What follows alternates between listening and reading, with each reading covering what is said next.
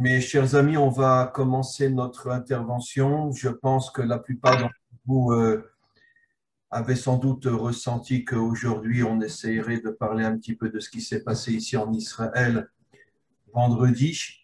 Et fermez vos micros, mes amis, je vous en supplie, fermez vos micros. Et donc, c'est assez incroyable. Bon, moi, je n'y étais pas personnellement. Mais c'est assez incroyable parce que, bon, je m'excuse de le dire, mais je vais vous lire un texte que j'étais en train d'écrire vendredi matin, puisque ça s'est passé dans la nuit. Moi, je n'étais pas du tout au courant. Dès que je me suis levé le matin, bon, j'ai fait ma prière et puis après, je me suis mis à écrire un texte en hébreu, puisque, comme vous le savez, vivant en Israël, j'enseigne autant, si pas plus, en hébreu qu'en français. Et donc, je me suis mis à écrire un texte justement sur l'Akba Omer, sur le jour donc de ce qu'on appelle la Iloula, la, la fête retraçant le décès de Rabbi Shimon Bar Yochai. Quand il s'agit d'un très très très grand juste, alors ce n'est pas un jour de deuil. Malheureusement, c'est oui devenu un jour de deuil, mais ce n'est pas un jour de deuil, mais c'est un jour de joie. Et j'étais en train d'écrire un texte. Je vais vous le lire et le traduire, et on en parlera. Et presque quand j'allais terminer mon texte, je vous dis vraiment des choses de ma bouche à Hachem, je ne mens pas, vraiment, je suis très, très transparent. J'allais pratiquement terminer ce texte que je vais lire devant vous, et puis un de mes fils m'appelle, bon, j'arrête mon texte, et il me dit, papa, tu sais ce qui s'est passé à Méron? Je dis non, pas du tout, je ne suis pas du tout au courant. Et il me raconte toute l'histoire. 45 morts, la valeur numérique du mot Adam, 45 morts, presque 200 blessés, et, et la grande majorité de ceux qui sont décédés sont des jeunes, voire même des enfants de 12, 13 ans. Il y a bien sûr des personnes âgées aussi, ou dans l'âge mûr, mais la grande majorité sont des enfants. Et j'étais absolument pas au courant. Et dans mon texte lui-même, que je vais vous traduire dans quelques instants, je termine par cette phrase, on vient de me téléphoner pour me dire ce qui s'est passé à Méron, je n'étais absolument pas au courant. Et je dis, c'est absolument incroyable comment le texte que j'étais en train d'écrire, sans être absolument au courant de ce qui se passait, de ce qui s'était passé à 1 heure du matin à Méron, comme ce texte, il semblerait vraiment que c'est un texte qui vient d'en haut, parce que comme vous allez le voir, c'est stupéfiant. Je parle de notions qui se sont réalisées malheureusement à Méron. Alors, je vais commencer le texte avec vous. Et bon, c'est un texte en hébreu, donc je le traduis directement en français. Et on en parlera bien sûr après. Alors, j'écris. L'Agba Omer, là, c'est-à-dire le 33e jour du Homer, tombe dans l'attribut divin, puisque vous savez qu'il y a 49 jours qui séparent la sortie d'Égypte du don de la Torah. Le don de la Torah, c'est le 50e jour, et chaque jour correspond à un attribut divin. Et le jour de l'Akba Omer correspond à l'attribut divin qu'on appelle Od Sheba Od. La semaine, c'est la semaine de Od, et le jour de la Iloula de Rabbi Shimon Bar Yochai, c'est Od Sheba Od. C'est-à-dire, je vais expliquer, ne vous inquiétez pas, les filles à Sod, d'après les explications des maîtres des secrets, Od Sheba Od ou Adin Sheba Din. La sphira Od Sheba Od fait allusion à la rigueur de la rigueur. Ça veut dire, en français, l'extrême rigueur. Une rigueur absolument incroyable. Et je pose une question, comment ce jour peut-il être appelé l'extrême rigueur? Et encore une fois, je ne suis pas du tout au courant de ce qui vient de se passer à 1 heure du matin à Méron. Et je pose la question, pourquoi ce jour s'appelle la rigueur de la rigueur, alors que le mot Od veut dire la reconnaissance, dire merci, comme on l'a souvent expliqué entre nous, le premier mot qu'un juif dit lorsqu'il ouvre les yeux le matin, Modé Ani, je te suis reconnaissant Hachem de m'avoir redonné la vie. Et le premier mot qu'il sort de sa bouche, c'est le mot Modé, qui veut dire merci.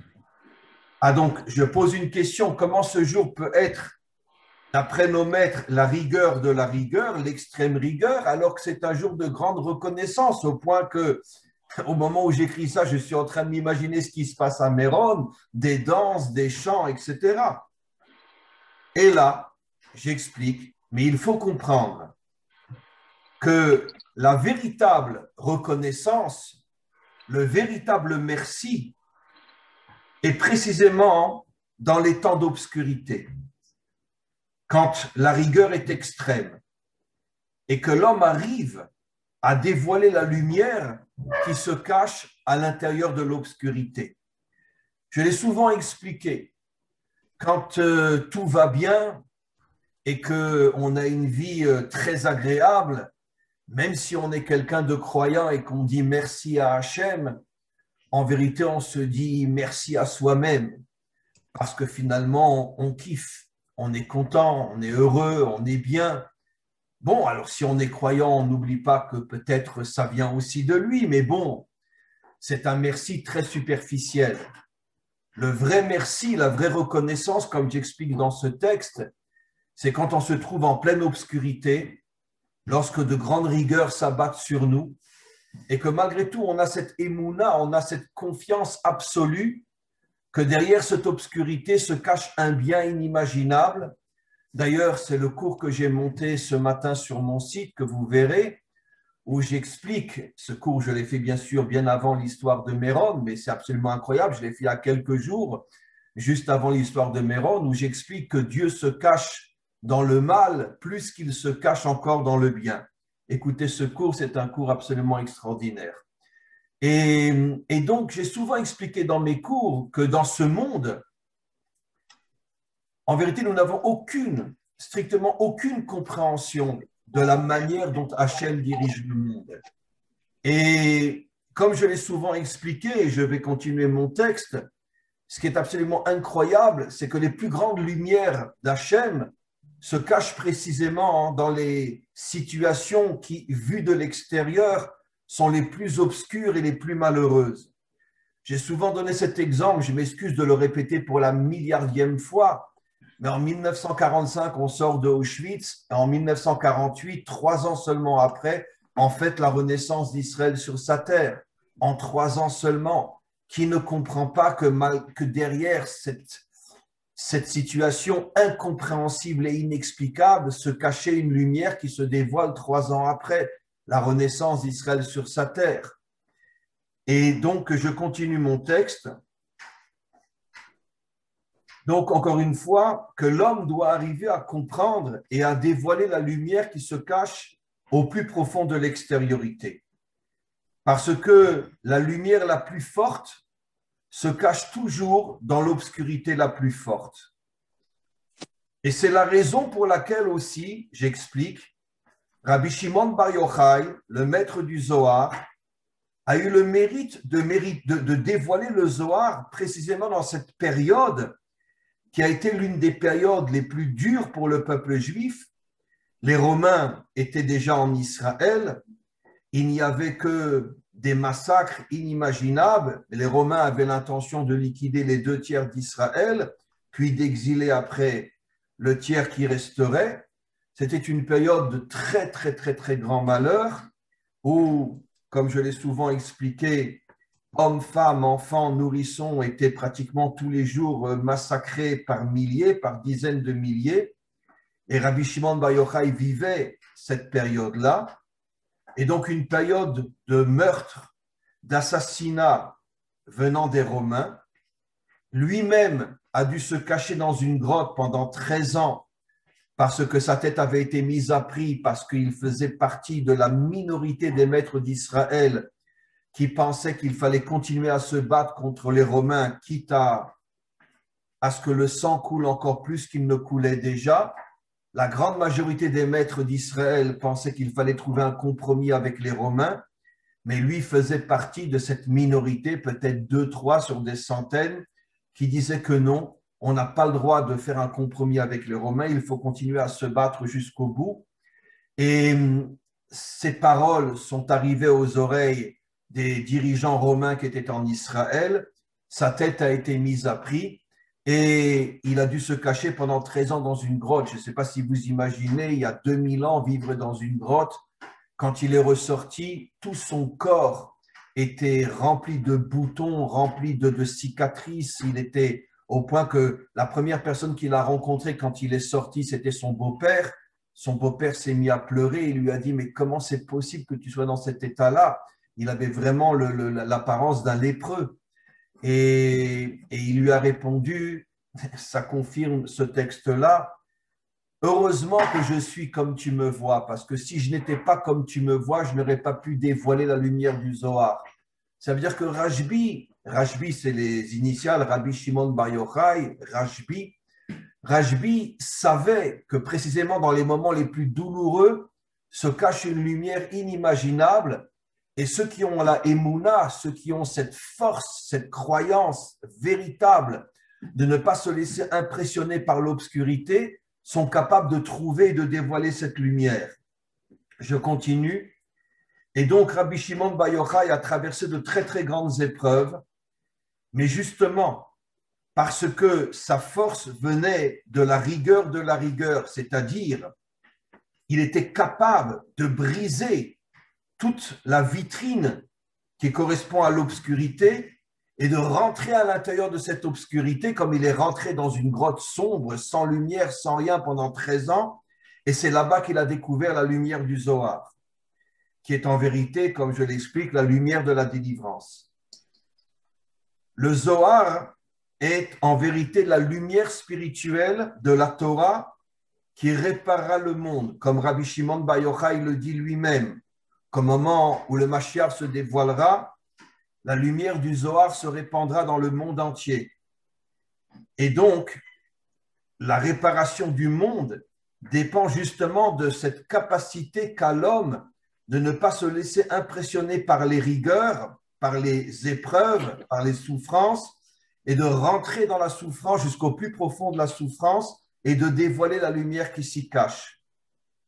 Et j'écris, nous sommes dans l'obligation d'être reconnaissants à l'égard de Rabbi Shimon Bar Yochai, car il a été le premier qui nous a aidés à comprendre que les malheurs ne sont que l'extériorité de ce monde, mais dans cette extériorité se cache une grande lumière. Et j'écris, nous réussirons, grâce à Rabbi Shimon Bar Yochai, grâce au Zohar, nous réussirons à dévoiler la lumière qui se cache dans toutes les souffrances de ce monde et en dévoilant cette lumière, nous arriverons à la délivrance. Et tout d'un coup, mon téléphone sonne et j'écris, j'étais en train d'écrire, on m'a téléphoné, bon, c'est mon fils qui m'a téléphoné, et il m'a dit ce qui s'est passé à Méron pendant la nuit. Je ne le savais pas. C'est absolument incroyable. C'est exactement ce que je viens d'écrire. Et je termine en disant, la délivrance est proche, car l'obscurité n'a jamais été aussi forte. Ça veut dire que, je m'excuse de dire ça, mais j'ai le sentiment très très profond, parce que bon, j'aurais pu écrire 1000 autres choses. J'ai le sentiment très profond que Hachem m'a envoyé ce texte-là, et que finalement, bon, après je l'ai envoyé à des milliers d'Israéliens ici en Israël, sur mes listes WhatsApp, et j'avoue que tout le monde a été très, très impressionné. Ceux qui ont cru que je n'avais pas écrit ce texte en sachant ce qui s'était passé à Méron ont été absolument bouleversés et m'ont dit, c'est sûr que ça vient d'en haut. Comment tu peux écrire un texte pareil et que tu n'étais même pas au courant de ce qui se passait, de ce qui s'était passé à Méron. Donc, si vous voulez, le sujet sur lequel je voudrais que l'on parle est justement ce sujet-là. Je pourrais rapporter plusieurs autres exemples, comme je le dis toujours, et ne m'en voulez pas si je parle d'Israël, mais comme je l'ai toujours expliqué, Israël n'est en vérité que le microcosme de tout ce qui se passe dans l'humanité tout entière. Mais à chaque fois qu'il y a eu des très, très, très grands dévoilements de lumière à l'intérieur de notre peuple, c'était toujours précédé par des périodes d'obscurité inimaginables. Donnons un exemple simple. Le don de la Torah a eu lieu, c'est explicite dans les versets, juste après la venue de Amalek qui s'attaque à Israël dès la sortie d'Égypte. Amalek vient, il nous attaque, bon, on arrive à le repousser, et quelques jours après, c'est le don de la Torah. Pourquoi fallait-il que Amalek nous attaque pour qu'il y ait le don de la Torah? Donnons un autre exemple. Le Baal Shem Tov, je pense que la majorité d'entre vous ont entendu parler du Baal Shem Tov, c'est le fondateur du mouvement qu'on appelle le mouvement chassidique. Il s'est dévoilé quelques années après, pratiquement jusqu'à la Shoah, bien sûr, les plus grands massacres de Cosaques à l'égard des Juifs. Les Cosaques se sont répandus dans toute l'Europe de l'Est et ont massacré jusqu'à 2 ou 3 millions de Juifs. C'est une histoire que très peu connaissent parce qu'on n'en parle pas trop. Et il n'y avait pas, bien sûr, une famille qui n'avait pas perdu la moitié des siens. Et bien évidemment, on imagine qui était derrière et qui les avait envoyés, mais ce n'est pas le sujet. Mais quoi qu'il en soit, en 2-3 ans, pratiquement 2-3 millions de Juifs ont été assassinés, tête tranchée, etc., par le sabre. Et quelques années après se dévoile le Baal Shem Tov. Et donc, encore une fois, Amalek vient, on reçoit la Torah. Les Cosaques attaquent Israël. Quelques années après, se dévoile le Baal Shem Tov. Comme je l'ai souvent expliqué, c'est grâce à l'Inquisition que des milliers de Juifs sont revenus en Israël et ont reconstruit la ville de Tzfat et que finalement, la reconstruction et le retour d'Israël sur sa terre a commencé pratiquement à petite dose, bien évidemment. Ça n'a rien à voir avec ce qui s'est passé ces dernières décennies, mais en tous les cas, à petite dose, le retour a commencé grâce à l'Inquisition.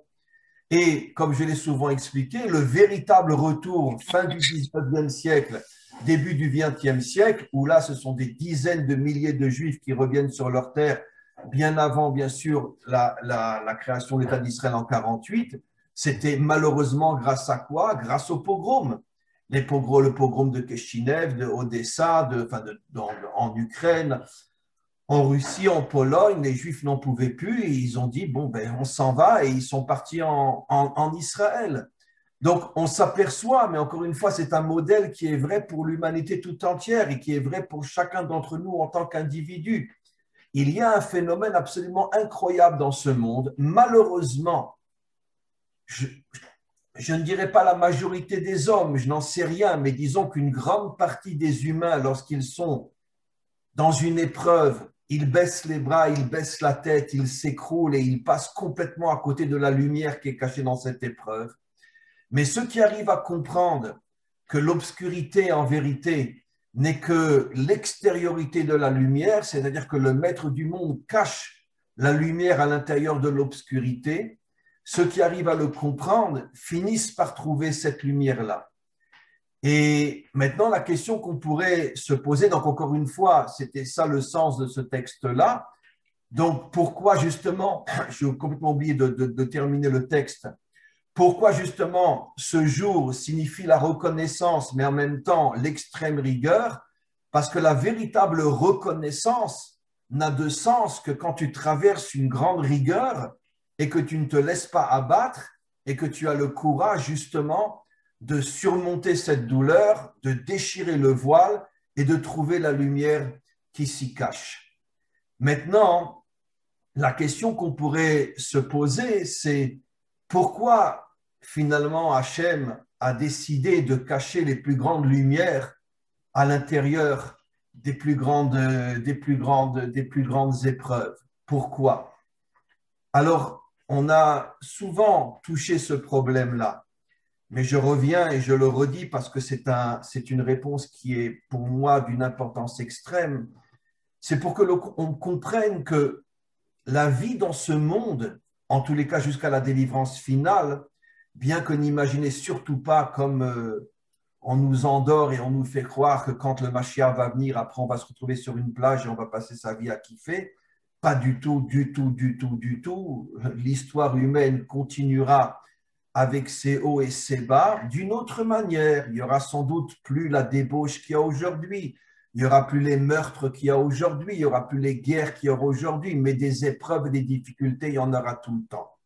Mais en tous les cas, nos maîtres expliquent que ce monde et comme on pourrait dire comment on appelle ça? Euh, un terrain d'entraînement. Comment on appelle ça à l'armée, les soldats qui s'entraînent? Bon, j'oublie un petit peu mon français, c'est pas grave. Un champ d'entraînement. Et comment qu'on définit un bon soldat dans toutes les armées du monde? Mais sa capacité justement de surmonter toutes les épreuves de l'entraînement, et les meilleurs vont entrer dans des unités spéciales, dans des unités de commando ou des unités d'élite, etc. Les moins meilleurs dans des unités combattantes, mais qui ne sont pas au niveau comme je l'ai souvent expliqué, mais ce n'est pas seulement en Israël.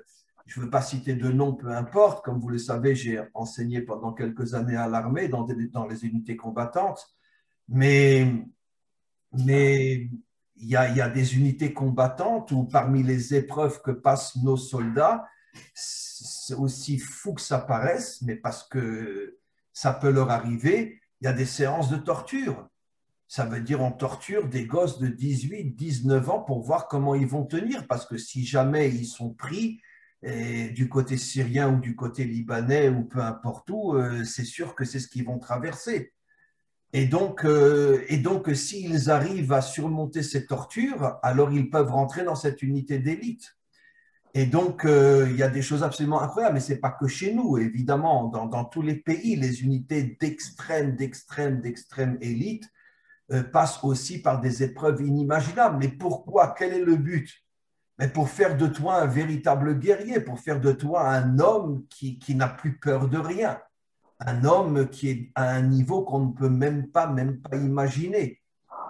Aucun d'entre nous n'est capable d'imaginer ce que sont ces soldats mystérieux que personne ne connaît, qui sont dans des unités d'élite inconnues dans tous les pays du monde, ce qu'ils ont traversé pour arriver à cet endroit-là.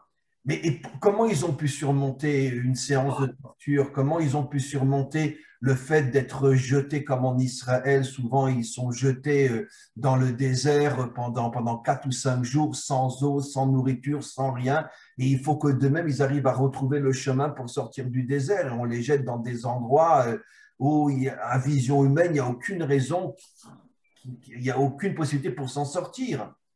Et finalement, ils arrivent, oui, à s'en sortir. Alors pourquoi? Mais parce qu'ils sont motivés par la certitude que s'ils arrivent à traverser ces épreuves pratiquement inhumaines, eh bien finalement, ils vont devenir les héros de leur pays. Ils vont devenir les sauveurs d'une certaine manière de leur pays, parce que c'est grâce à ce genre de soldats que finalement un pays peut affronter tous les dangers inimaginables qui l'attaquent, surtout Israël jusqu'à aujourd'hui. Donc, on a besoin de former ces soldats à un niveau qui dépasse la compréhension, qui dépasse l'entendement. Et je peux vous garantir que même les parents ne savent pas ce qu'on fait à leurs enfants, parce que s'ils l'apprenaient, ils viendraient avec un fusil et ils fusilleraient tout le monde. Comment vous osez torturer mon fils? Donc, même les parents ne sont pas au courant de ce qui se passe au niveau de leurs enfants. Je parle vraiment dans les unités de très, très, très haut niveau. Et donc, eux ont compris que le but est de devenir, d'une certaine manière, bon, j'aime pas le mot sauveur, mais de devenir un gardien de leur peuple, un protecteur de leur peuple. Exactement de la même manière, il faut qu'on comprenne une fois pour toutes, malheureusement, le monde occidental fait tout pour nous détourner complètement du véritable sens de notre vie. Ça veut dire que le monde occidental fait tout pour que finalement on recherche le plaisir, la facilité, la tranquillité, l'argent, les vacances et tout le reste. Mais ça fait des millénaires que les maîtres nous enseignent que ce monde, on n'est pas là pour s'amuser. Alors évidemment qu'on a le droit d'avoir des vacances et on a le droit d'avoir des moments de bonheur, évidemment. Ne me prenez pas à la lettre. Mais comme un soldat, une fois qu'il a terminé son épreuve, on lui donne quelques jours de repos et il va s'amuser, évidemment. Mais c'est pour après mieux revenir dans l'obscurité. Ben nous, c'est exactement la même chose. Tous les plaisirs qu'on a dans ce monde ne sont que des moments où on se renforce pour retourner après dans l'obscurité. Parce que le véritable sens de notre vie sur Terre, c'est justement de devenir des héros, de devenir des hommes et des femmes qui atteignent des niveaux de émouna, des niveaux de force qui font que finalement, on n'a plus peur de rien. Plus rien ne peut nous écraser, plus rien ne peut nous faire peur. Et c'est pour ça qu'on est dans ce monde, dans cette partie de l'histoire jusqu'à la délivrance finale. Après, on verra déjà ce qui se passera. Mais croyez-moi, ça ne sera pas la plage et ça ne sera pas Saint-Tropez, ça c'est sûr. Mais quoi qu'il en soit, pour l'instant, on est sur un champ d'entraînement. Maintenant, ce n'est pas seulement le monde occidental.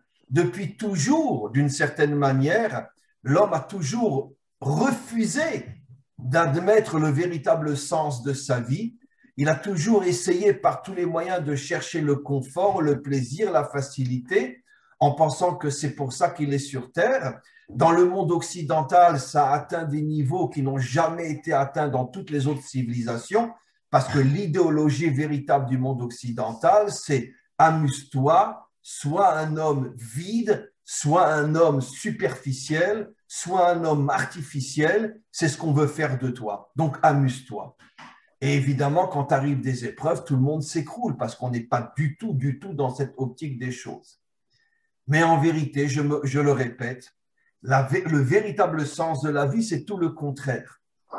Et nos maîtres vont jusqu'à dire que seul un homme méritant, c'est-à-dire que Hachem sait sonder son cœur et sait sonder son âme, seul un homme méritant mérite d'avoir une vie authentique, c'est-à-dire de traverser des moments difficiles. Un homme superficiel, un homme artificiel, à propos duquel le maître du monde sait que ça ne sert à rien de l'éprouver parce que de toute façon, si tu l'éprouves, il va s'écrouler, il ne restera rien. Donc, d'une certaine manière, nos maîtres disent, Hachem lui dit, bon, bah alors, reste avec ton frigidaire plein et fous-moi la paix. Tu ne m'intéresses pas. Et donc, finalement, la pire des choses qui puisse arriver à un homme, c'est de rentrer tous les jours chez lui avec sa belle voiture, dans sa belle maison, le frigidaire est plein. Ma chérie, quand c'est qu'on part en vacances? Ben ça, c'est la pire des vies. Ça veut dire que c'est une vie de nullité totale, ça veut dire une vie de vide total. Une vie authentique est une vie où, encore une fois, ne me prenez pas à la lettre, je ne dis pas que tous les jours, 24 heures sur 24, on a des épreuves, qu'à Dieu ne plaise, mais une vie qui est parsemée de difficultés réelles, de manière à obliger l'homme à se dépasser, à se surpasser et à atteindre véritablement le véritable niveau de l'homme authentique qui est d'être un guerrier qui finalement finit par n'avoir peur de rien, ne jamais rebrousser chemin, comme disent nos maîtres, la véritable définition d'un homme, celui qui défonce tous les obstacles pour se frayer un chemin. Ça, c'est la véritable définition de l'homme. Donc, je voudrais juste terminer pour cette histoire qui s'est passée à Méron avec tout ce qu'on a expliqué. Après, bien sûr, on va passer à vos questions. Je voulais juste vous dire aussi que aujourd'hui, on ne va faire qu'une heure parce que j'ai encore 2 autres cours aujourd'hui. J'ai un cours cet après-midi à 4 heures qui sera sur le site avec la communauté juive de Istanbul, les Turcs. Et ce soir, j'ai aussi un autre cours à 7 heures. Donc, j'ai besoin de me préparer et de ménager un petit peu mes forces aussi parce que 3 heures dans une journée, c'est énorme. Donc, quoi qu'il en soit, je voulais revenir maintenant à cette affaire qui s'est passée à Méron. Un jour qui est censé être l'un des jours les plus joyeux de notre calendrier, 45 morts, la majorité des enfants. Il y a eu 2 fois 2 frères qui sont morts aussi, 2 frères Ashkénazes et 2 frères séfarades qui sont morts. Ça veut dire donc, vous imaginez les parents dans quel état ils sont. Il y a un père qui a perdu son fils et il n'a même pas pu aller à l'enterrement de son fils parce qu'il est blessé à l'hôpital. Et, enfin, c'est absolument... On ne sait pas encore exactement, enfin bon, tout le monde sait plus ou moins ce qui s'est passé. Le gros problème qu'il y a à Méron, c'est que c'est un endroit qui n'a malheureusement, bon, je ne cherche pas à critiquer, ne me prenez pas à la lettre, mais c'est malheureusement un endroit qui est resté comme il était encore il y a 500 ans. Ça veut dire l'État n'a jamais investi véritablement à cet endroit des structures qui permettent. Il y a des centaines de milliers de personnes qui se retrouvent à Méron en un jour. Dans les 24 heures, il y a pratiquement plus d'1 million de personnes, 1,5 million, pratiquement 2 millions de personnes qui vont là-bas. Pas forcément 2 millions au même moment, mais il y a des centaines de milliers de personnes au même moment. Et malheureusement, les structures sont restées les mêmes qu'il y a 500 ans. Rien n'a été construit, ni vraiment de route, ni de place où les gens peuvent se réunir sans s'écraser les uns les autres. Et je vous avoue, personnellement, excusez-moi de le dire, mais il y a quelques années, j'étais moi à Méron, j'ai failli y rester parce qu'on était les uns sur les autres. Je me suis senti étouffé. Vraiment, par miracle, je suis arrivé à me faufiler et à m'échapper parce que c'était des milliers de personnes les uns sur les autres. On n'arrivait même plus à respirer. Donc, c'est sûr que d'une certaine manière, il y a un problème. Il y a un problème, je ne vais pas maintenant sur le plan extérieur, que l'État n'a jamais véritablement rien fait pour construire cet endroit au point de permettre à des centaines de milliers de personnes de s'y retrouver sans être en danger. Un autre problème vient aussi de ceux qui y étaient, parce que, on le sait aujourd'hui, la police et même le ministère de la Santé avaient recommandé qu'il n'y ait pas des centaines de milliers de personnes là-bas, parce que malgré tout, c'est dangereux. Bon, les gens n'ont pas écouté, ils y ont été quand même, et finalement, bon, la police a cédé, et finalement, on s'est retrouvé avec des centaines de milliers de personnes dans un endroit qui n'est pas du tout construit et qui ne permet pas de tels rassemblements. Alors, tout le monde est plus ou moins fautif sur le plan extérieur, ceux qui y ont été, euh, les gouvernements qui, depuis la création de l'État d'Israël, n'ont jamais rien fait pour transformer ce lieu en un lieu où vraiment on peut y aller sans se mettre en danger. Mais bon, ça, ce sont toutes les raisons extérieures qui existent malgré tout. Mais la raison profonde, la raison véritablement cachée, celle du maître du monde, c'est évident que je pense que personne n'est capable de la décrypter, de l'expliquer. C'est quelque chose qui dépasse complètement l'entendement. Comment le maître du monde peut-il permettre que le jour qui est censé, encore une fois, être l'un des jours les plus joyeux de notre calendrier, il y ait un tel drame? Et on en revient toujours au même problème, mes amis. Comme je ne cesse de l'expliquer, ne prenez pas mal ce que je vais dire, parce qu'encore une fois, vous me connaissez, je pense avec le temps, je ne cherche pas ni à critiquer, ni à humilier, ni rien. Mais je pense que toutes ces approches, le Dieu d'amour, le Dieu de bonté, le Dieu de la clémence, le Dieu de la pitié, le Dieu de la charité, je pense qu'il faut arriver une fois pour toutes à se nettoyer de tous ces mensonges. Je n'ai pas dit que Dieu n'est pas le Dieu de la clémence, Dieu de la pitié, mais pas comme nous le comprenons. Pas comme nous le comprenons. Le problème, c'est quoi l'idolâtrie? C'est que l'homme projette sur Dieu sa manière à lui de comprendre les choses. C'est-à-dire que le fini projette sur l'infini des notions finies. Ça n'a aucun sens. Ça n'a aucun sens. Même si Dieu est un Dieu d'amour, tu penses que l'amour au niveau de Dieu est tel que tu le comprends toi à ton niveau? Ça n'a aucun sens. Ça n'a aucun sens. Et donc, je pense qu'il faut qu'on comprenne une fois pour toutes. Et malheureusement, je pense que plus on va se rapprocher de la délivrance finale et plus le monde va rentrer dans des périodes très, très, très difficiles, comme nos maîtres nous ont prévenus il y a déjà des millénaires que juste avant la délivrance finale, il y aura la guerre de Gog et Magog, il y aura des conflits armés dans le monde entier, il y aura énormément de problèmes partout dans le monde. Pourquoi? Encore une fois, comme je l'ai expliqué, parce que plus l'obscurité extérieure est grande et plus la lumière cachée est immense. Mais ce que je veux dire, c'est qu'il faut qu'on se lave le cerveau, qu'on se lave l'âme, qu'on arrête une fois pour toutes de décrire Dieu comme un sauveur, comme la source de l'amour, de la pitié, etc. Ça, ce sont des notions idolâtres. Il faut qu'on comprenne une fois pour toutes que nous avons une émouna sans limite, une foi, une confiance sans limite à l'égard d'Hachem. Mais nous ne pouvons pas le comprendre. Jusqu'à la délivrance finale où le Mashiach commencera à dévoiler des choses qu'on ne peut même pas imaginer. Mais pour l'instant, on pourrait dire la seule connexion authentique avec le maître du monde, c'est la Emouna. C'est quoi la émouna? J'aime pas traduire par le mot foi en français, je préfère dire confiance.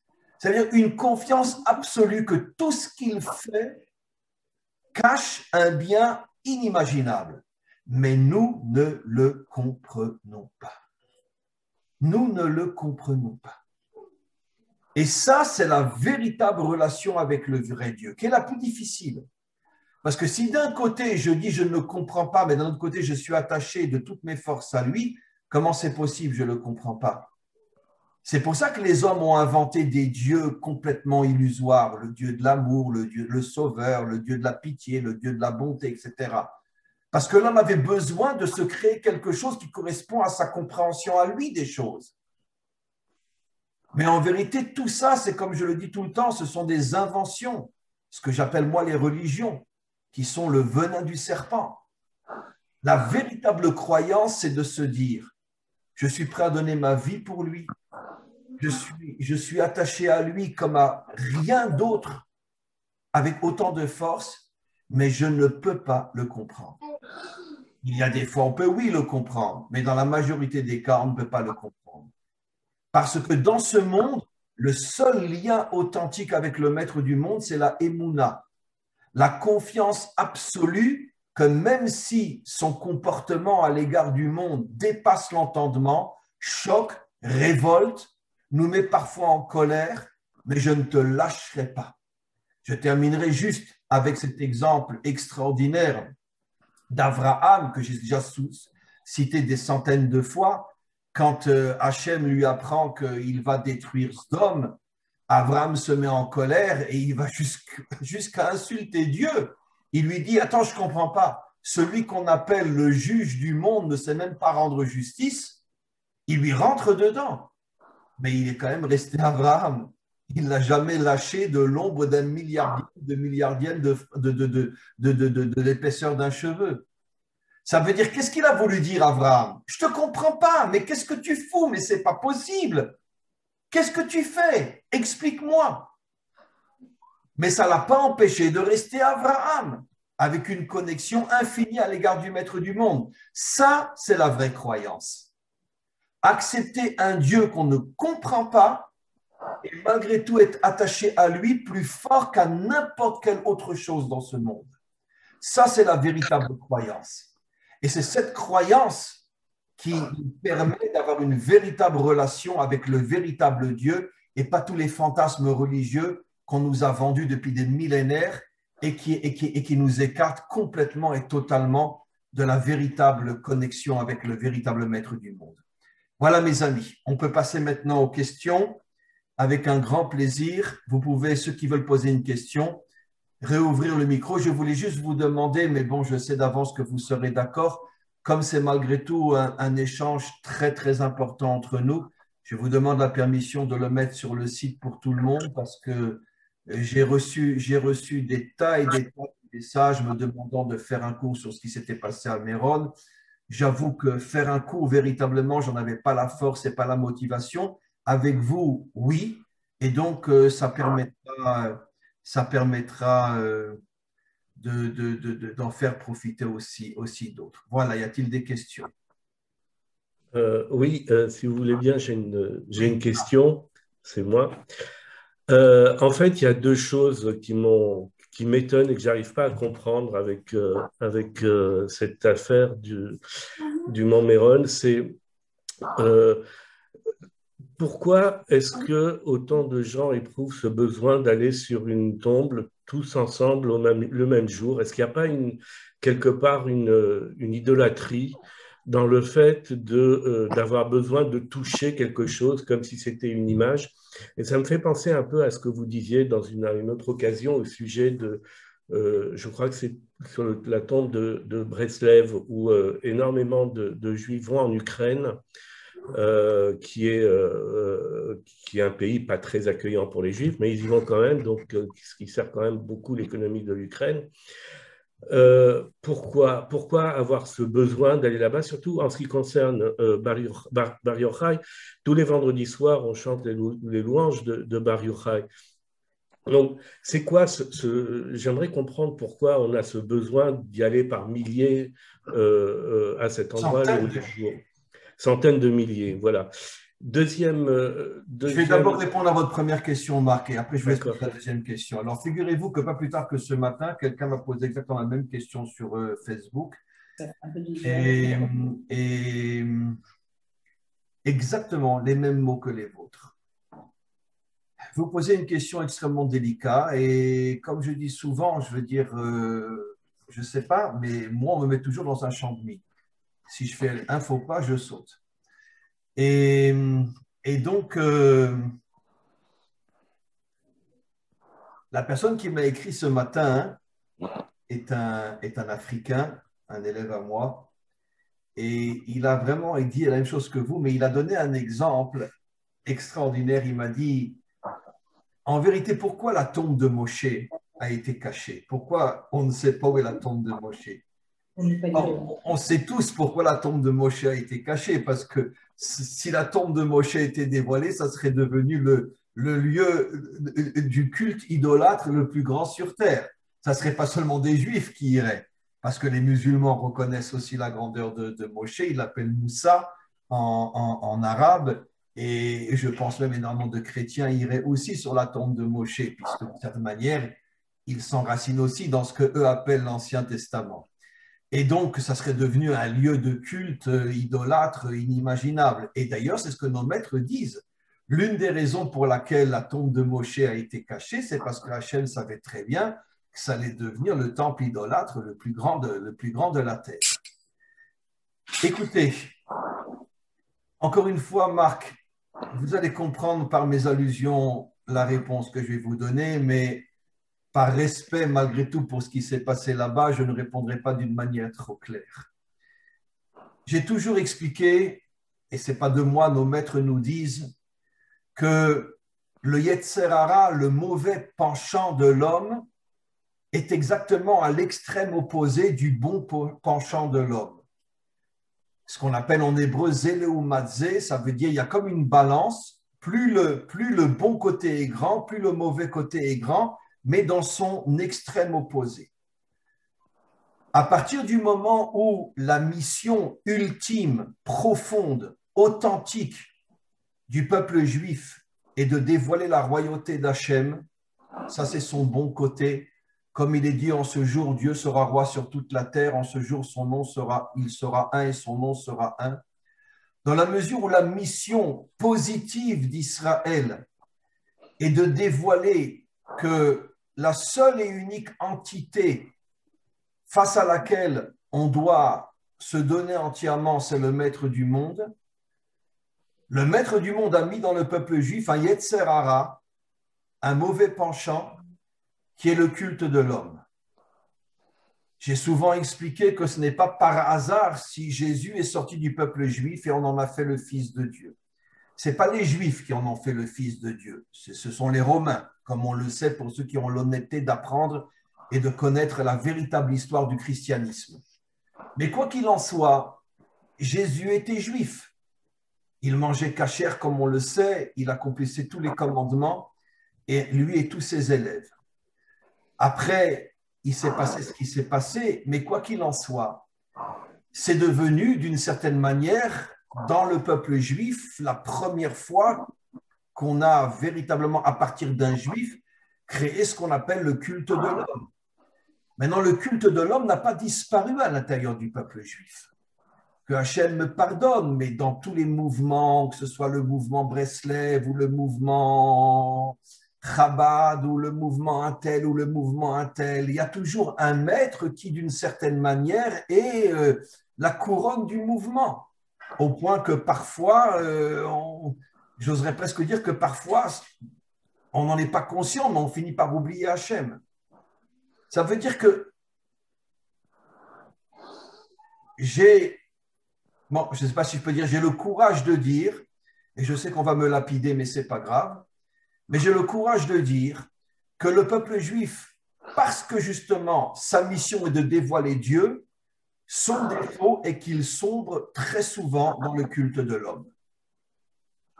Et comme vous l'avez dit, Et le culte de l'homme, je ne parle pas le culte d'un mafionnaire, bien évidemment. Je parle de gens bien, de gens extraordinaires. Le Rabbi de Lubavitch, il n'y a pas de mots pour le décrire. Rabbi Nachman de Breslev, il n'y a pas de mots pour le décrire. Le Baal Shem Tov, il n'y a pas de mots pour le décrire. Des gens, aucun mot ne peut même commencer à décrire l'ombre de leur grandeur. Mais d'un autre côté, on s'aperçoit qu'énormément, énormément de Juifs, finalement, sans en être vraiment conscients, remplacent Dieu par l'homme et se soumettent plus à l'homme qu'à Dieu lui-même. Pourquoi? Parce que c'est exactement la manière dont le monde a été créé. Si tu as été créé pour dévoiler Dieu, ton mauvais penchant, ça sera de te soumettre à l'homme. Et donc, je pense, d'une certaine manière aussi, comme vous l'avez dit, que cette présence absolument incroyable de pratiquement 1,5 million en 24 heures de gens qui circulent à Méron ce jour-là, chose qu'on ne voit nulle part, ni sur la tombe de Rabbi Akiva, ni sur la tombe de Rabbi Meir, même à Ouman en Ukraine, bon, ils en sont déjà quand même malgré tout à 300, 400, 500 000, 600 000. Bon, c'est vrai que ça va en augmentant. Mais là, c'est 1,5 million. Des fois, ça atteint même les 2 millions en une journée et demie. Je pense qu'effectivement, il y a un problème. Je pense qu'effectivement, il y a une exagération, bien que, encore une fois, Rabbi Shimon Bar Yochai est la plus grande lumière de tous les maîtres de la Torah, bien que Rabbi Shimon Bar Yochai porte dans le Zohar la lumière de la délivrance finale. Personnellement, j'étudie le Zohar pratiquement tous les jours. Je ne pourrais même pas imaginer de ne pas étudier le Zohar. Mais d'un autre côté, ça fait déjà pas mal d'années que je ne vais pas à Méron à Lag BaOmer. Parce que justement, je ressens qu'il y a une exagération. Il y a une exagération, il y a une exagération dans le culte de l'homme par rapport au culte d'Hachem. Et je vais demander à Hachem de me pardonner pour ce que je vais dire, mais on ne trouvera jamais toute l'année autant de monde au Kotel que sur la tombe de Rabbi Shimon Bar Yochai. Et ça, c'est la plus grande preuve de ce que vous avez dit, cher Marc. S'il y a 1,5 million de personnes en une journée chez Rabbi Shimon Bar Yochai, comment se fait-il qu'il n'y a pas un jour dans l'année où il y aurait 2 millions de personnes qui viennent durant la journée au Kotel? Or, ça ne s'est jamais produit. On arrive à 7 000, 8 000, 9 000, 10 000, 15 000 au Kotel pendant les slichot entre Rosh Hashanah et Yom Kippour. Mais 1,5 million, pourtant le Kotel, c'est l'endroit où il y a la présence divine. Eh bien, ça prouve bien, cher ami, que notre peuple a un défaut dont il va falloir se laver, se corriger pour mériter la délivrance finale. Ce défaut est à l'extrême opposé de notre qualité, puisque le maître du monde nous demande de le dévoiler. C'est pour ça que les forces contraires font tout pour nous éloigner de lui et nous ramener malheureusement au culte de l'homme. Merci beaucoup pour votre remarque, Marc. Oui, alors ma deuxième question. Juste un instant, Agnès. Voilà, ma deuxième question, c'était, comme vous l'avez dit, donc il y a autant de monde qui vient tous les ans. Et ce que je ne savais pas, c'est que les infrastructures n'avaient pas été faites par l'État d'Israël. Mais alors, ne prenez pas mal la question que je vais poser, et puis surtout, ne voyez pas un manque de respect pour le drame qu'il y a eu, mais est-ce que c'est toutes les années précédentes qu'il y a eu un miracle pour que ça n'arrive pas, ou bien est-ce que c'est cette année qu'il y a eu un miracle pour que ça arrive? Alors, votre question, encore une fois, est très, très juste. Je répondrai d'une manière très simple. Comme l'année dernière, personne n'a pu aller à Méron à cause du confinement, cette année, il y a eu un tsunami de gens qui ont voulu aller à Méron, ce qui a fait que le chiffre a augmenté disproportionnellement par rapport à toutes les autres années. Et pratiquement d'ailleurs pendant de longs moments, même cette année qui précède, la tombe de Rabbi Shimon Bar Yochai était fermée, on ne pouvait pas rentrer à cause du confinement. Donc les gens n'en pouvaient plus, et là, au lieu que ce soit 700 000 qui sont arrivés en même temps, il y a 1 million qui sont arrivés en même temps. Mais encore une fois, sachez que même les autres années, j'ai raconté mon histoire personnelle, une fois, je me suis retrouvé dans une situation où j'ai cru que j'allais y rester, il y a 5 ou 6 ans, parce que je ne pouvais plus respirer, on était vraiment écrasés les uns sur les autres.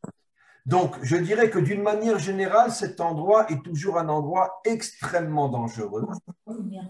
Et malheureusement, l'État n'a pas fait encore les infrastructures qu'il aurait dû faire. Je pense qu'avec ce qui s'est passé, ça y est, je pense que l'État maintenant va prendre des choses en main et va vraiment construire ce lieu-là de manière à ce qu'il ne soit plus dangereux. Mais il a toujours été un endroit dangereux, mais cette année plus que jamais, parce que, encore une fois, comme pendant tellement longtemps, on ne pouvait plus aller sur la tombe de Rabbi Shimon Bar Yochai, là, il y a eu un tsunami de gens qui voulaient absolument venir, et le chiffre a tellement augmenté que ça a amené la catastrophe. Voilà. Merci beaucoup, Marc. Agnès. Rav vous dit bonjour. Bonjour. Vous dites que parfois, lorsqu'il n'y a pas des mots, eh bien, il faut peut-être aller chercher dans les chiffres. Donc, la valeur numérique de Hod, c'est 15. 15 qui correspond au Samer. Donc, en fait, on peut peut-être éventuellement avoir… Pourquoi Samer? C'est la 15e lettre de l'alphabet. Samer. Merci de me l'avoir appris. Merci. C'est mon maître. Donc, en fait… Je sais. En fait, on peut avoir comme poteau, comme soutien la Emouna, ou alors avoir le soutien de je ne crois que ce que je vois. Ou alors, éventuellement, j'ai plein d'idées, mais en fait, 15 correspondrait aux 2 lettres Yud et… Les 2 premières lettres du nom divin. Voilà, c'est-à-dire qu'il m'a semblé qu'une fois dans un cours, vous avez dit que le Satan vous avait pris ces 2 lettres, le Yud et, qu'il faut récupérer.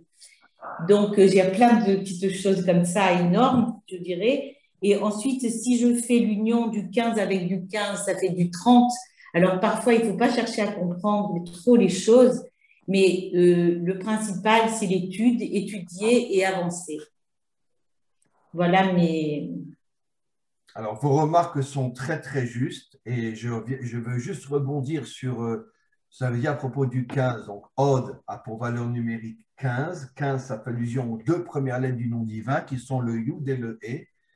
Et nos maîtres expliquent, je vais l'expliquer bien sûr d'une manière telle que tout le monde peut le comprendre, que la différence entre les 2 premières, le Yud et le E, et les 2 dernières, le Vav et le E, c'est que les 2 premières correspondent à Dieu tel qu'il est complètement au-dessus de notre compréhension. Alors que les 2 dernières, le Vav et le E, font allusion au moment dans l'histoire où on le ressent, où à notre niveau, on le comprend mieux, on va dire. D'accord.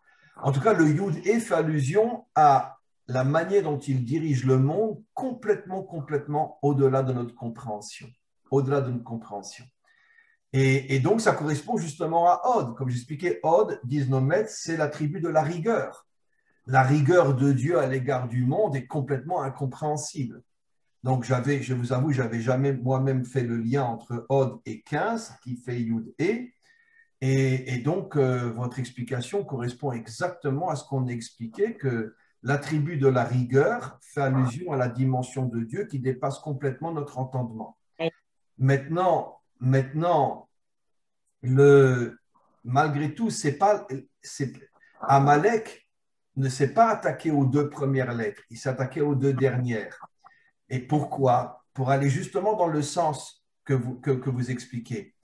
Parce que lui, il voulait d'un Dieu incompréhensible de manière à détacher l'humanité de Dieu. Parce que Amalek savait que la grande majorité des hommes, s'ils ne comprennent pas Dieu, vont l'abandonner.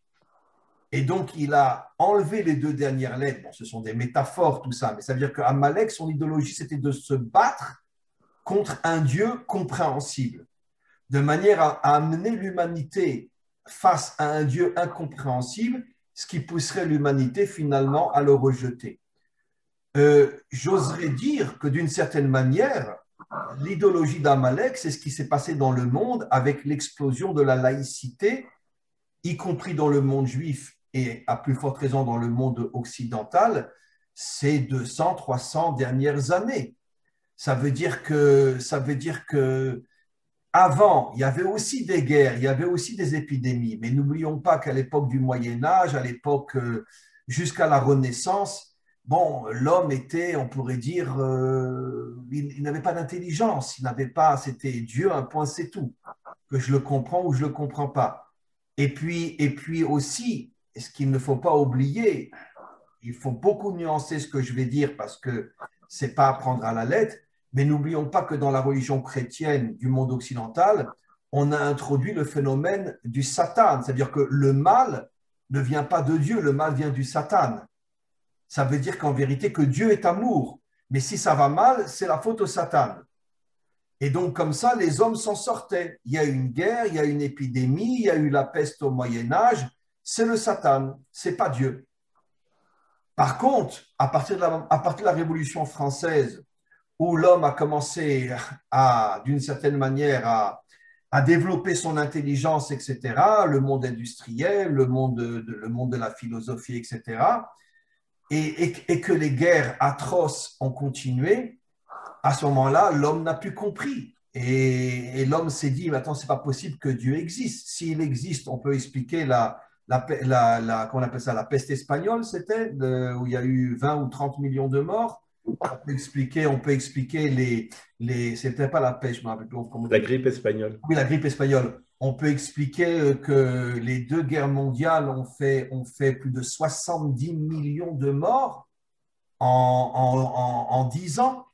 La première guerre mondiale, 4 ans. La deuxième guerre mondiale, 5 ans. En 9 ans, 70 millions de morts. Mais où est Dieu? C'est pour ça que les humains ont tout lâché. Et ça, c'est l'idéologie d'Amalek, de présenter Dieu comme quelqu'un qui ne peut pas exister vu l'ampleur des atrocités qu'il y a dans ce monde. Donc, il ne peut pas exister. C'est ça ce que veut faire Amalek. Ramener Dieu à Yud et pour que l'humanité s'éloigne de lui, justement. Et d'une certaine manière, ça marche très fort dans le monde occidental. Ça marche très, très, très fort, puisqu'aujourd'hui, 90%, enfin, on va dire 70% des Occidentaux, même s'ils vous disent qu'ils croient en Dieu, ils croient en Dieu comme ils croient dans leurs chaussettes, quoi. Mais je veux dire, ils n'ont aucun attachement à Dieu véritablement. Voilà. Y a-t-il une autre question? Oui. On a reçu un texte sur Internet, comme quoi dans le Zohar, c'est marqué que le jour de la Iloula de Rabbi Shimon Bar Yochai, il y aurait 45 personnes qui seraient mortes. Est-ce que je peux vous l'envoyer, ce texte? Oui, envoyez-le-moi. Je l'ai vu, j'en ai entendu parler, mais je n'ai pas eu le temps de l'ouvrir. Envoyez-le-moi, ça m'intéresse sur WhatsApp. Oui, envoyez-le-moi. Oui. Merci. Voilà, merci beaucoup. Merci beaucoup. Y aurait-il une autre question, mes amis? Qui c'est qui se jante? Liliane. Non, non, pas Liliane. Parce que j'ai vu que vous leviez la main, alors je voulais poser une question. Alors, qui c'est qui se jette à l'eau? Il nous reste encore quelques minutes. Après, je vais devoir arrêter parce que je suis épuisé. Si vous recevez ce texte, est-ce que vous pouvez le rediffuser? Attendez, qui c'est qui parle là, mes amis? C'est Marc. Marc. Ah oui, Marc. Non, je vais le mettre pour tout le monde. D'accord, merci. Je vais le mettre pour tout le monde. Alors, dis-moi, Yehuda, ça fait déjà 2 fois que tu viens plus à mes cours en hébreu. Qu'est-ce qui se passe? Ben, je travaille, je bosse. Ah bon, très bien. Ben alors arrête de bosser et reviens à mes cours alors. À propos de Rabbi Shimon Bar Yochai, une fois il est venu voir son maître, il lui a dit je comprends pas, Annie Mignane, et comment ça se fait que personne me reconnaît ma grandeur, quoi. Alors, Oui. il lui a répondu ça suffit que toi, que moi et que Jouchou, que du monde, on sait qui tu es. Absolument. Je rebondis sur ce que tu dis parce que c'est très intéressant. Tu viens ce lundi au cours ou pas? On ne t'entend plus. Bon, allez. Je vais essayer. Mais Mais essaye parce que tu me manques. Allez, donc je continue. Maintenant, effectivement, un jour, Rabbi Shimon Bar Yochai, le plus grand maître de tous les temps, est venu voir son maître, Rabbi Akiva, et il avait toute sa vie très peu d'élèves. Il en a eu 9, et après, il y en a 2 qui sont morts, il lui en restait 7. Alors que Rabbi Akiva avait 24 000 élèves, etc. Et un jour, il est venu voir son maître, il lui a dit, comme explique Yehuda, il lui a dit, je ne comprends pas, pourquoi je n'ai pas d'élèves? Et il lui a répondu, son maître, il lui a dit, Rabbi Akiva, il lui a dit, ça suffit que Hachem et moi, on sait qui tu es. C'est quoi cette réponse? Ça veut dire qu'en vérité, que la lumière de Rabbi Shimon Bar Yochai était tellement immense que personne n'arrivait à le suivre. Et d'une certaine manière, j'oserais presque dire que sa lumière correspondait à la lumière d'Hachem. Ça veut dire au-dessus de notre compréhension. Et à son époque, il avait 9 élèves. Vous imaginez 9 élèves? 9 élèves. Moi, je suis le plouc du plouc et j'en ai des milliers. Alors, comment c'est possible? Il en avait 9. Parce qu'il était à un tel niveau que les gens n'arrivaient pas à le suivre. Et il avait 9 élèves. Mais qu'est-ce qu'on comprend de là? Et tu sais quoi, Yehuda? Ce que tu me dis me fait rebondir même sur ce qui s'est passé à Méron. Peut-être justement, c'est peut-être un signe aussi que la lumière de Rabbi Shimon dépasse tellement l'entendement qu'il peut se passer des choses que personne ne comprend. Et encore une fois, évidemment qu'un jour on comprendra que tout était pour le bien. Mais peut-être que ce que tu as dit, tu vois, je n'ai pas rebondi sur le moment, Yehuda, mais peut-être que justement, peut-être ce que tu as voulu dire, c'est que justement, cet enseignement reste vrai jusqu'à aujourd'hui. La lumière de Rabbi Shimon dépasse l'entendement, et c'est pour ça qu'au moment de Saïloula, il peut se passer des choses qui dépassent l'entendement. Absolument. C'est pour ça aussi que les gens y viennent, que beaucoup de gens viennent, d'un million. C'est pour ça, c'est pas compréhensible. Le mouvement est là. Mais non, c'est pas compréhensible, surtout que tout le monde sait que l'endroit est terriblement dangereux quand il y a trop de monde. Oui. La Ken. Oui. Voilà. Harry. S'il vous plaît. Oui, bonjour Rav. Vous dites souvent que le judaïsme a pris son essor grâce à Isabelle la catholique, qui a éparpillé tous les juifs d'Espagne et de Portugal. Est-ce que ce n'est pas un signe que le Zohar, après avoir été découvert dans une grotte, ait été récupéré jusqu'en Espagne par des marchands et été découvert en Espagne, justement? Oui, d'abord je reviens sur ce que vous avez dit. Quand j'ai dit que le premier Herzl de l'histoire c'était Isabelle, oui, parce que c'est grâce à elle que les Juifs ont commencé à revenir sur leur terre. Et comme j'ai souvent expliqué d'une manière un petit peu blague, mais c'est vrai, c'est qu'en vérité, les plus grands amis du peuple juif sont les antisémites. Parce que sans eux, ça fait longtemps qu'il n'y aurait plus de juifs sur terre. Parce qu'on se serait complètement assimilé, on aurait disparu. Mais comme eux nous cognent, ça nous ramène à notre identité et c'est ce qui fait qu'on est toujours là aujourd'hui. Donc, vive les antisémites. Un jour, ils comprendront qu'ils ont été notre plus grand soutien. Bon, je dis des bêtises, mais c'est malheureusement vrai. C'est malheureusement vrai. Donc, grâce à Isabelle la catholique, effectivement, des dizaines de milliers de Juifs sont revenus en Israël, ont reconstruit la ville de Tzfat, et c'est comme ça que finalement, à l'époque de l'Inquisition, l'idée du retour a commencé à germer sous la forme d'une graine, a commencé à germer à l'intérieur d'Israël, et cette graine n'a fait que se développer jusqu'au grand retour fin du 19e siècle, début du 20e siècle, et le très grand retour depuis la recréation de l'État d'Israël. Donc, c'est vrai que d'une certaine manière, c'est elle qui a été le déclencheur du retour en Israël.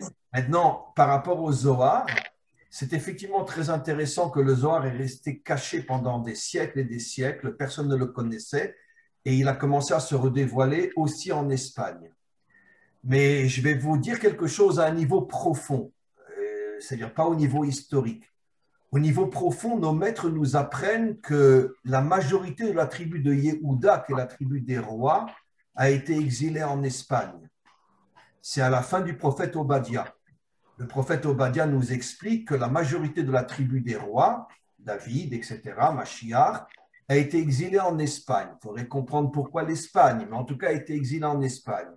Et comme le Zohar est la lumière de la délivrance finale, la lumière du Machiar, donc je peux comprendre au niveau des secrets des choses pourquoi, après des siècles où le Zohar était caché, il a commencé à se redévoiler justement en Espagne, comme pour montrer le lien entre ce pays, d'une certaine manière, où la tribu de Yehuda avait été exilée, et le Zohar s'est dévoilé justement dans ce pays-là, pour montrer que qu'il y a un lien. Il y a un lien avec l'Espagne et d'une certaine manière la délivrance finale.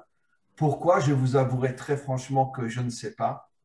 Mais en tous les cas, peut-être qu'un jour on comprendra pourquoi la tribu d'Yehuda a été exilée plus en Espagne qu'en France ou ailleurs, et pourquoi le Zohar s'est redévoilé après des siècles d'avoir été caché. Il se redévoilait justement en Espagne aussi, avec, comment il s'appelait ce maître-là? Moïse de Léon. Moshe de Léon. D'ailleurs, c'est intéressant parce que le maire de Jérusalem aujourd'hui est un descendant de ce Moshe-là. Il s'appelle de Léon lui aussi. Le maire de Jérusalem s'appelle de Léon lui aussi. Aujourd'hui, il est d'origine de ce maître qui a redévoilé le Zohar en Espagne. La boucle est bouclée. Mais Rav, vous dites que le Zohar, ce sont les racines. Les racines, et vous dites, je me souviens bien, la Kabbalah, le tronc, et l'Aftara, les feuilles et les fruits. Donc, si le Zohar représente les racines, il faut que les racines, elles s'étendent. Oui, c'est pour ça que le Zohar dit clairement qu'au moment de la délivrance finale, le Zohar s'étendra dans l'humanité tout entière. Même au niveau des nations, il y aura des enseignements de Zohar qui iront dans le monde entier. Qui iront dans le monde entier, absolument. Et c'est ce qui amènera, entre autres, par rapport à la dimension spirituelle, c'est ce qui amènera la délivrance finale. Voilà, mes amis. Y a-t-il une autre question, Mireille? Oui. S'il vous plaît, j'ai juste quelque chose à dire. Moi, j'ai reçu ce matin une autre interprétation du paragraphe du Zohar qui circule. Et ça vient du Rav Raphaël Pinto, Oui. qui écrit que, en fait, ça a été mal traduit et mal interprété. Il est écrit, en fait, Rabbi Shimon Bar Yochai demande à Eliyahu Hanavi, pourquoi n'es-tu pas venu à mon cours? Ça fait quelques jours. Et il répond que Hachem lui a demandé d'aller sauver Rabbi Memona Saba, un tzaddik dans le Zohar, et ses amis qui ont été emprisonnés par les Romains. Et Eliyahu Hanavi a fait écrouler un mur sur les 45 soldats non juifs pour libérer Rav Memona Saba et ses amis. Il n'y a donc aucun rapport entre le Zohar et la traduction. D'accord. Je verrai quand j'aurai le texte, je verrai, il n'y aura pas de problème. Je vous l'ai envoyé. Je suis au courant de ce texte-là, mais je n'ai pas eu le temps de le voir encore. Vous Voilà, nous mes amis. Écoutez, donc en tous les cas, je vais vous demander la permission de pouvoir me reposer un petit peu. J'ai un cours à 4 heures, j'en ai un autre à 7 heures. Et ce seront des cours qui seront bien sûr sur le site. Alors, à 4 heures, j'ai un cours avec la communauté juive de Istanbul. Donc, moi, je parlerai en hébreu et mon cours sera traduit en turc. Et donc, comme vous le savez, il y a une très grosse communauté juive à Istanbul. Et j'ai d'ailleurs beaucoup d'élèves à Istanbul. Et donc, voilà, ça sera mon premier cours avec eux aujourd'hui. Et là, je ne pense pas cette semaine, mais la semaine prochaine, le cours sera sur le site. Voilà. Alors, je voulais juste vous dire qu'on vous écoute depuis Séfarade, parce que je suis en Espagne. Et ici, on vous écoute, nous sommes nombreux à vous écouter depuis l'Espagne, donc depuis Séfarade. Et Séfarade, c'est, comme leur lettre indique, sa mère, c'est oui. Sod. Oui. P, c'est Pshat. Oui. Resh, c'est Remez. Wow. Et Dalet. Exactement. Donc, en fait, c'est quand on met le Sod au début. C'est pour ça que le Zohar, c'est fait sur Séfarade. Donc, je voulais vous le dire. Où vous êtes en Espagne? Où vous êtes en Espagne? À Madrid. À Madrid. Ah, c'est incroyable ce qu'elle vient de révéler. Je le répète, mais c'est de la folie. Le mot Séfarade, ça veut dire l'Espagne en hébreu. Et c'est les initiales des 4 parties de la Torah. Le Samer, le Sod, le secret, qui est la première lettre. Le P, le Pshat, le sens littéral. Le Resh, le Remez, le sens allusif. Et le Dalet, le Drash, des explications plus profondes. Incroyable. Alors là, il aura fallu que j'attende combien d'années pour avoir cette explication du mot séfarade. Merci énormément.